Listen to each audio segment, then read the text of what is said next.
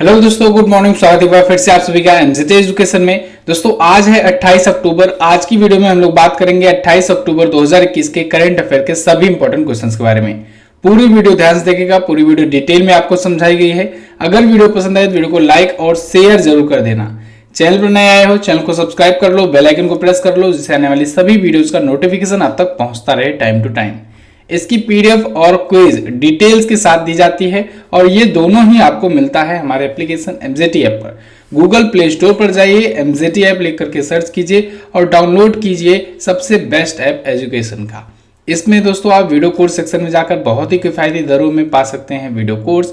ई book section में जाकर के आप ई बुक वगैरह भी ले सकते हैं। चलिए बात करते हैं लास्ट डे के क्वेश्चंस की। लास्ट डे का हमारा पहला क्वेश्चन था, भारत के मुख्य चुनाव आयुक्त कौन है? तो वो है सुशील चंद्रा जी। विश्व पोलियो दिवस की थीम है delivering on a promise. Bharat और किस देश के बीच पहला broad gauge cross border rail link join हुआ? तो नेपाल के बीच में हुआ, भारत और नेपाल। भारत और यूके के बीच में त्रिसेवा संयुक्त सैन्य अभ्यास कहां पर हुआ? तो ये दोस्तों इंडिया में 3 स्थान पर हुआ। एक अरेबियन सी में या कहें पश्चिमी तट में हुआ, ठीक है, पश्चिमी तट पर हुआ भारत के, महाराष्ट्र में हुआ और उत्तराखंड के पिथौरागढ़ में हुआ। क्लियर है? तो ये त्रिसेवा था, तीनों सेनाओं का था। चलिए बात करते हैं आज के दिन के पहले क्वेश्चन की। आज का हमारा पहला क्वेश्चन है, 16वें पूर्वी एशिया शिखर सम्मेलन 2021 में भारत का प्रतिनिधित्व किसने किया?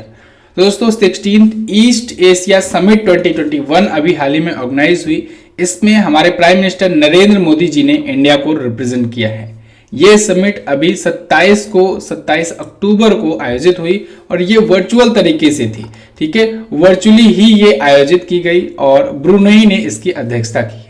तो भारत के प्राइम मिनिस्टर ने नरेंद्र मोदी जी ने इसमें आभासी तरीके से हिस्सा लिया, वर्चुअली हिस्सा लिया। इस समिट में कौन कौन थे?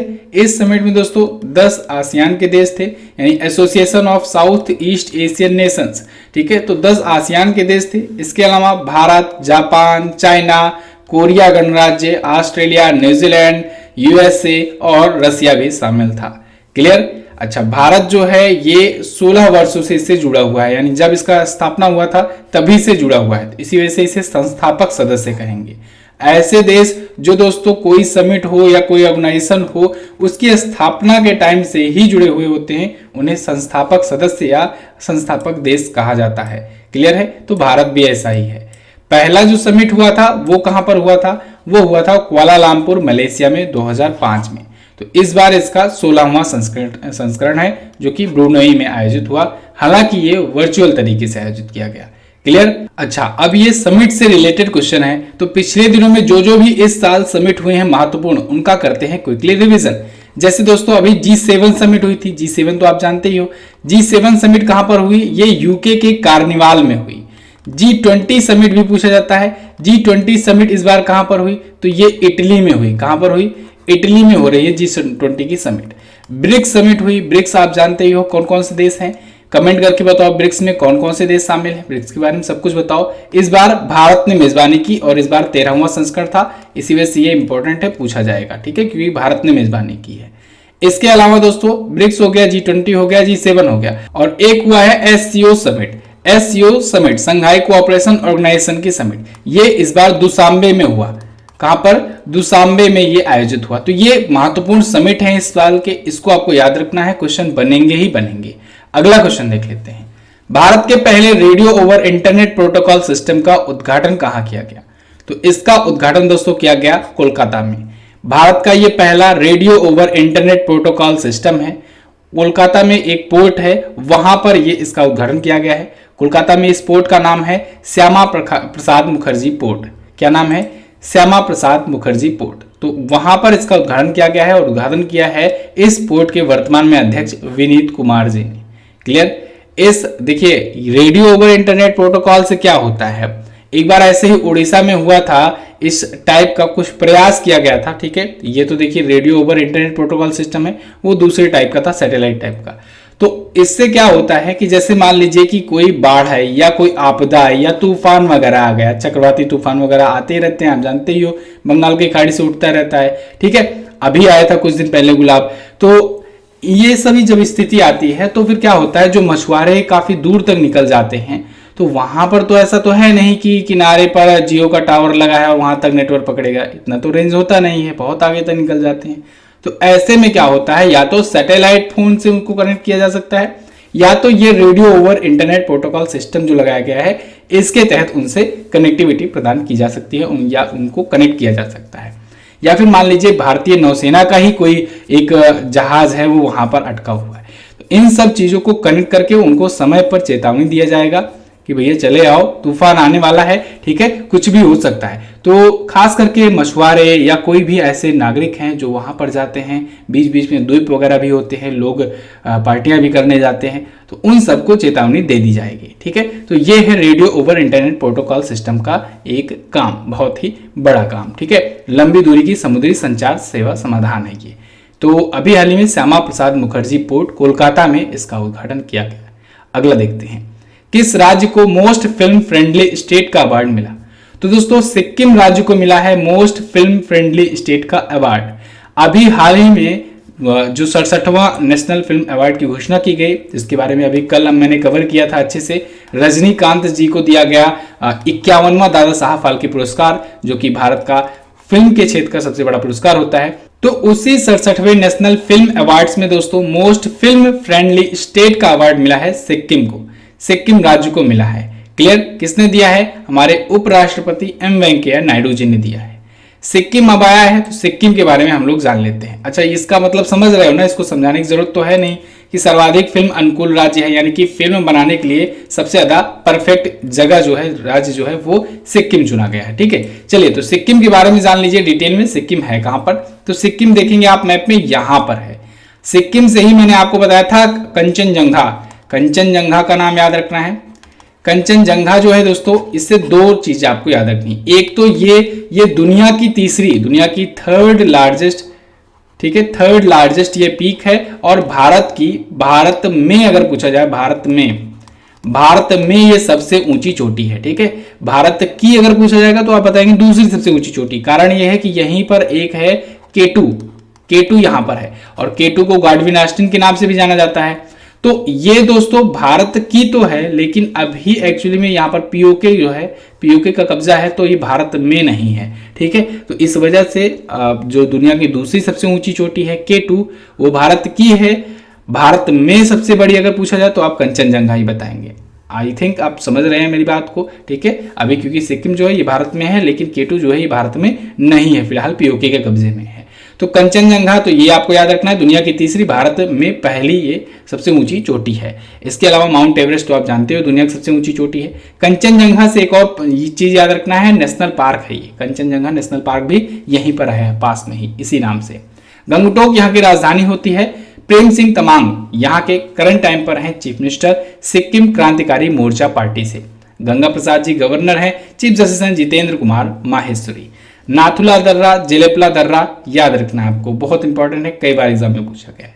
सिक्किम दोस्तों एक ऐसा राज्य है जो सिर्फ और सिर्फ एक राज्य से अपना बॉर्डर शेयर करता है। किससे?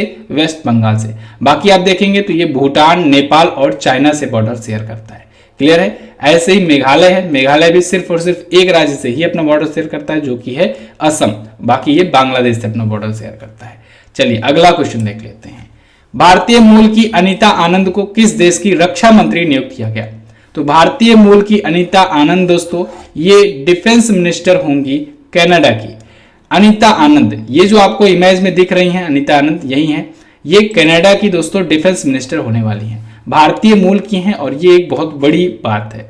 देखिए, भारतीय मूल की ही यूएस की वाइस प्रेसिडेंट है, आपको पता होगा नाम क्या है, कमला हैरिस, ठीक है। भारतीय मूल की वो भी हैं और वो यूएस की पहली महिला वाइस प्रेसिडेंट है। ऐसे ही एक और बड़ा पद जस्ट उसके पड़ोसी देश यानी कनाडा में हुआ है, ये रक्षा मंत्री। रक्षा मंत्री भी एक बहुत बड़ा पद होता है, ओके। तो ये नियुक्त की गई हैं, भारतीय मूल की हैं, ये कनाडाई नेता हैं, लीडर हैं। इससे पहले थे हरजीत सज्जन जी, उन्हीं के स्थान पर ये आई हैं। बड़ी बात तो ये है कि हरजीत सज्जन जो है ये भी भारतीय ही मूल के थे। कनाडा वगैरह में भारत के बहुत सारे लोग होते हैं। चलिए, कनाडा आया है तो इसको देख लेते हैं वर्ल्ड मैप में है कहां पर। तो सबसे पहले देखिए, ये रहा अपना प्यारा भारत। यहां से आप आएंगे, चाहे इस तरफ से आ जाइए चाहे इस तरफ से चले जाइए, पृथ्वी गोल है। यहां से आप आएंगे तो यहां पर देखिए ये नॉर्थ अमेरिकन कॉन्टिनेंट है, ये साउथ अमेरिकन कॉन्टिनेंट है। नॉर्थ अमेरिकन कॉन्टिनेंट में यहां पर देखिए ये जो देश है ये है कनाडा। कनाडा देश की राजधानी क्या होती है? ओटावा। ओटावा यहाँ की कैपिटल होती है। यहाँ के करंट टाइम पर पीएम कौन है? Justin Trudeau. कौन है? Justin Trudeau. यहाँ की करेंसी क्या होती है? यहाँ की करेंसी कनाडाई डॉलर होती है। क्या होती है? कनाडाई डॉलर। क्लियर है? अच्छा, 49 डिग्री जो होता है वो कनाडा और यूएस को अलग करता है, जो कि ये लाइन है। कनाडा एक ऐसा देश है दोस्तों जो कि दुनिया में सबसे ज्यादा तटीय सीमा अपनी रखता है और सबसे बड़ा बॉर्डर भी रखता है। ठीक है, बॉर्डर क्षेत्र का सबसे बड़ा है। कारण यह है कि छोटे छोटे ये बहुत सारे द्वीप हैं इसमें, तो सबका बॉर्डर हुआ। ठीक है, इसी वजह से इसका बॉर्डर एरिया सबसे ज्यादा है दुनिया में। अगला क्वेश्चन है, जर्मन बुक ट्रेंड के शांति पुरस्कार 2021 से किसे सम्मानित किया गया? तो अभी हाल ही में तिसिसी डेंगारेम्बका को सम्मानित किया गया है जर्मन बुक ट्रेंड के शांति पुरस्कार 2021 से। ये जो आपको दिख रही हैं यही है तिसिसी डेंगारेम्बका। ओके, तो इनको सम्मानित किया गया है। क्यों? ये दोस्तों एक फिल्म राइटर हैं और लेखिका भी हैं, फिल्म निर्माता भी हैं। तो इन्होंने अभी हाल ही में दुनिया भर में हिंसा को रोकने के लिए एक कार्य किया है, या कहीं एक फिल्म बनाई है जिसका नाम है नए ज्ञानोदय या न्यू एनलाइटमेंट। तो इसी वजह से इनके इसी काम की वजह से ये सम्मान दिया गया है। ये जिम्बाब्वे की रहने वाली है, तिसिसी डेंगारेम्बका। ओके, तो जर्मन शांति पुरस्कार ये जीतने वाली पहली अश्वेत महिला भी बन गई हैं और ये पेन प्रिंटर पुरस्कार भी जीत चुके हैं इससे पहले। इनका पहला उपन्यास था नर्वस कंडीशंस, तो ये भी आपको याद रखना चाहिए।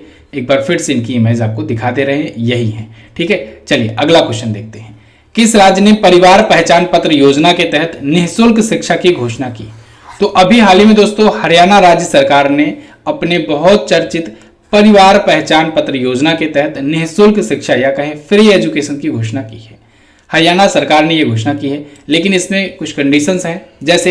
जैसे ये उन परिवारों को दिया जाएगा, फ्री एजुकेशन दिया जाएगा जिनकी जो वार्षिक आय है जो दोस्तों वो 1.80 लाख रुपए से कम है। यानी इतने प्रतिवर्ष आय से कम वाले जो परिवार हैं उनको फ्री में एजुकेशन दिया जाएगा। हरियाणा सरकार की ये योजना है। मनोहर लाल खट्टर जी जो कि सीएम है, इन्होंने इसकी घोषणा की हुई है। अभी हाल ही में इन्होंने घोषणा की है सुपर 100 कार्यक्रम के तहत। क्लियर है? तो चलिए अब हरियाणा के बारे में भी जान लेते हैं। हरियाणा देखेंगे आप मैप में कहां पर है, ये रहा हरियाणा। उत्तर प्रदेश के पास में ही है, बॉर्डर लगाता है, शेयर करता है उत्तर प्रदेश से। इसकी कैपिटल है चंडीगढ़। मनोहर लाल खट्टर जी बीजेपी पार्टी से यहाँ के सीएम है। बंडारू दत्तात्रेय यहाँ के गवर्नर है। रविशंकर झा यहाँ के हैं चीफ जस्टिस। झीलों के बारे में बात करें, बसई वेटलैंड, बड़खल झील, सूरजकुंड, ब्रह्म सरोवर। ठीक है, इसके अलावा चंद्रताल, सूरज ताल, ये सब मैं आपको बताया हूं पहले ही।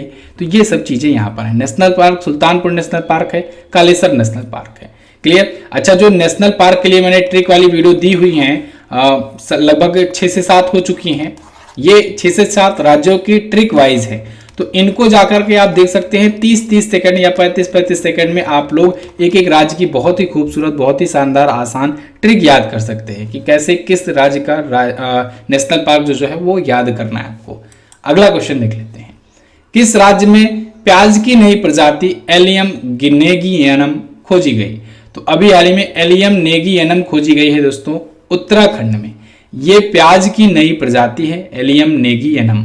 ठीक है, तो इसकी एक नई प्रजाति, एक नई स्पीसीज खोजी गई है उत्तराखंड के चमोली जिले के नीति घाटी के पास में मलारी नाम का एक गांव है, वहां पर ये खोजा गया है। ये चमोली जिला दोस्तों इंडिया और तिब्बत का बॉर्डर सेक्टर का एरिया है। समझ लीजिए ये भारत में बिल्कुल एकदम बॉर्डर पर ही है चमोली जिला। इसलिए भी ये याद है दोस्तों कि अभी हाल फिलहाल में हमारी हार्ड कॉपी लॉन्च हुई थी पुस्तक जनवरी से सितंबर वाली। तो यहाँ से कुछ स्टूडेंट थे वो कमेंट कर रहे थे कि यहाँ पर उन्होंने ऑर्डर किया था, लेकिन फ्लिपकार्ट वाले वहाँ तक पहुँचा नहीं पाए और कैंसिल कर दिया ऑर्डर। दुख तो बहुत ज़्यादा हुआ इस बात को सुन करके, इस बात को जान करके कि वहाँ तक रीच नहीं है।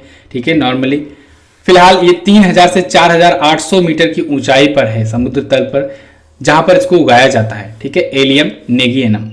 इसकी वंश लगभग 1100 है, 1100 से ज़्यादा इसकी प्रजातियाँ हैं। इसमें प्याज, लहसुन, स्कैलियन, ठीक है, बहुत सारी चीज़ है, सलाद, चाय जैसे। क्लियर? चलिए, अच्छा एक बात और, ब्रह्मास्त्र की जो ई बुक आई हुई है, इसको अगर आप लेना चाहते हैं तो इसको ले सकते हैं। ये ई बुक है, सॉफ्ट फॉर्मेट में है।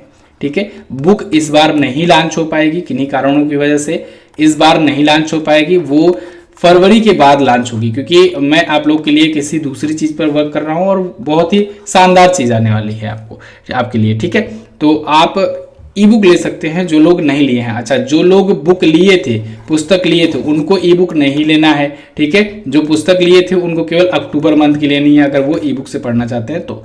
डेली करंट अफेयर जो फॉलो करते हैं उनको कोई सी भी ई बुक नहीं लेनी है। ठीक है, डेली करंट अफेयर जो लोग रेगुलर देखते हो उनको कोई सी भी ई बुक, कोई सी भी किताब लेने की जरूरत नहीं, बस लेकिन आप रेगुलर रहो। ठीक है, और जो लोग नोट्स अपना बनाते हैं इस वीडियो को देख करके या जो पीडीएफ डाउनलोड करते हैं उनको भी नहीं लेने की जरूरत है। लेकिन हाँ, एक बात ध्यान रहे, आपको रेगुलर रहना है। ठीक है, चलिए तो अगला क्वेश्चन देखते हैं। अशोका लेलैंड ने किस केंद्र शासित प्रदेश में प्रोजेक्ट मुमकिन के तहत 500 से अधिक वाहन सौंपे हैं?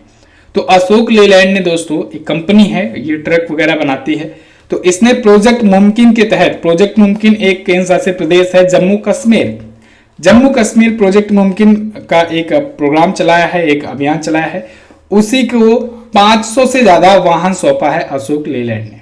यहाँ पर देखिए अशोक लेलैंड ये कंपनी है, ये ट्रक वगैरह बनाती है, आप इसको भली भांति परिचित होंगे इससे। तो इसने मिनी ट्रक टाइप का दिया हुआ है और ये जम्मू कश्मीर प्रशासन को दिया है। ठीक है, 500 ऐसे छोटे छोटे वाणिज्यिक वाहन हैं जिनका यूज किया जाएगा और इसको ये दोस्त के नाम से दिया है। ठीक है, दोस्त का नाम अशोका लेलैंड ने दिया है, यानी ये 500 का जो छोटे छोटे वाणिज्यिक वाहनों का ग्रुप है इसको अशोका लेलैंड ग्रुप दोस्त कह रहा है। लेकिन जम्मू कश्मीर प्रशासन के द्वारा जिस प्रोजेक्ट के लिए ये दिया गया है, यानी जिस प्रोजेक्ट के तहत ये दिया गया है उसका नाम है प्रोजेक्ट मुमकिन। तो दोनों ही नाम आपको याद रखने हैं। ठीक है, अब इससे क्या होगा, ये दोनों जब साझेदारी करेंगे तो युवाओं में एंटरप्रेन्योरशिप की भावना बहुत ज़्यादा बढ़ेगी, क्योंकि ये छोटे छोटे बहुत ही किफ़ायती दरों पर ये सब छोटे छोटे वाणिज्यिक वाहन उपलब्ध रहेंगे राज्य भर में, प्रत्येक जिले में। ठीक है, अगला क्वेश्चन, भारत का पहला voice based social media app Hoote किसने लॉन्च किया? तो इसको लॉन्च किया है दोस्तों रजनीकांत ने, सुपरस्टार रजनीकांत, इसने लॉन्च किया है हुटे। हुटे जो है ये इंडिया का पहला voice based social media platform है। और खास बात तो ये है इसमें जो आवाज दी है, क्योंकि ये वॉइस बेस्ड है, यानी कि जैसे आप चैटिंग करते हो व्हाट्सएप पर, ठीक है, जैसे आप रिटर्न मैसेज भेजते हो और उसके बाद फिर मैसेज वगैरह भेजते हो, वैसे ही यहाँ पर क्या होगा, वॉइस बेस्ड होगा। वॉइस के थ्रू लोग रिकॉर्डिंग कर करके भेज सकेंगे और चैटिंग कर सकेंगे। मैक्सिमम 60 सेकंड तक की रिकॉर्डिंग कर करके एक बार में भेज सकते हैं, यानी कि वॉइस चैट टाइप का है। ये भी एक सोशल मीडिया प्लेटफॉर्म है हुटे।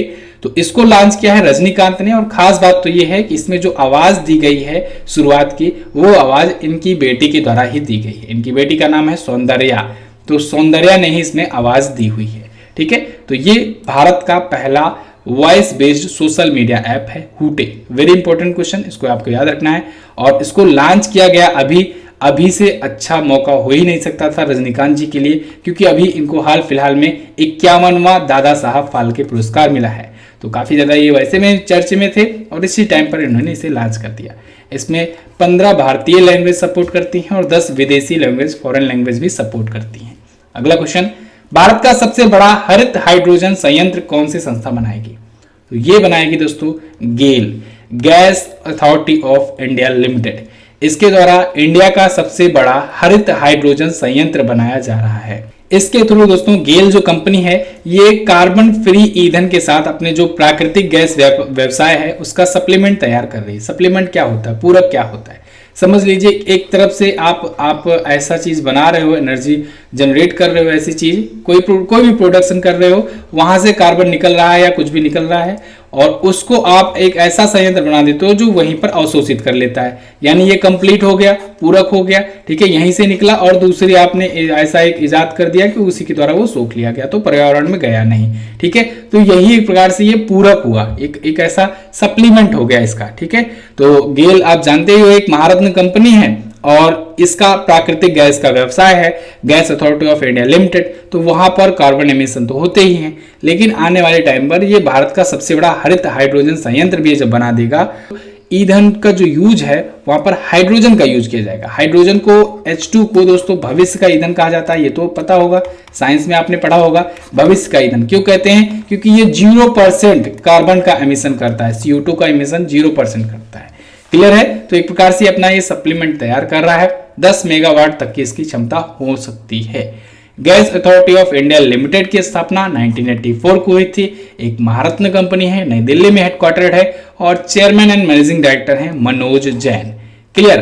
तो बस दोस्तों ये तो थे हमारे आज के दिन के टॉप 10 करंट अफेयर के क्वेश्चंस। आई होप आपको आई होगी वीडियो पसंद। वीडियो अगर आप पसंद आई है तो वीडियो को लाइक कीजिए, शेयर कीजिए अपने दोस्तों के साथ। इसके अलावा इसकी क्विज पीडीएफ सब कुछ आप प्राप्त कीजिए हमारे एप्लीकेशन एमसीटी ऐप से। गूगल प्ले स्टोर से जाकर के आप इसे डाउनलोड कर सकते हैं। इसके अलावा यूपीएसआई का मॉक टेस्ट आया है, आप इसे ले सकते हैं। और हाँ, सबसे खास बात दोस्तों, राज्य व्यवस्था यानी इंडियन पॉलिटी का वीडियो कोर्स आया है। बहुत ही जबरदस्त कोर्स है। एक एक पद को बहुत ही अच्छे से डीपली समझाया जा रहा है। सिर्फ और सिर्फ 149 रुपए में अभी आप प्राप्त कर सकते हैं दीपावली तक। तो इसको आप ले सकते हैं। एक एक चैप्टर, एक एक पद, जैसे प्रधानमंत्री, राष्ट्रपति, राज्यपाल, महान्यायवादी, ठीक है, हाई कोर्ट, सुप्रीम कोर्ट, सब कुछ, प्रधानमंत्री, एक एक पद बहुत ही अच्छे से डीपली समझाया जा रहा है। इतना डिटेल कंटेंट आपको कहीं पर भी नहीं मिलने वाला है। तो आप इसे जाकर के ले सकते हैं। वीडियो कोर्स सेक्शन में जाकर के आप पा सकेंगे। कोई भी प्रॉब्लम आती है व्हाट्सएप कीजिएगा, संपर्क करके आपकी हेल्प की जाएगी। चलिए जाते जाते आप लोग क्वेश्चन ऑफ द डे के कुछ सवालों का जवाब देते जाइए। 50वां दादा साहब फाल्के पुरस्कार किसे मिला? 50वां है, ध्यान रखिएगा। डेनमार्क ओपन बैडमिंटन चैंपियनशिप में महिला एकल का खिताब किसने जीता है? रजनीकांत को पद्म विभूषण से कब सम्मानित किया गया था? फॉरेंसिक विज्ञान प्रयोगशाला कहां पर स्थित है? कल की वीडियो अगर आपने देखी होगी तो सारे के सारे क्वेश्चन आप आंसर कर ले जाओगे। चलिए बस फिलहाल रखते हैं इतना ही दोस्तों। वीडियो को एंड तक देखने के लिए बहुत बहुत धन्यवाद। मिलेंगे अगली वीडियो में, तब तक के लिए नमस्कार, जय हिंद, वंदे मातरम।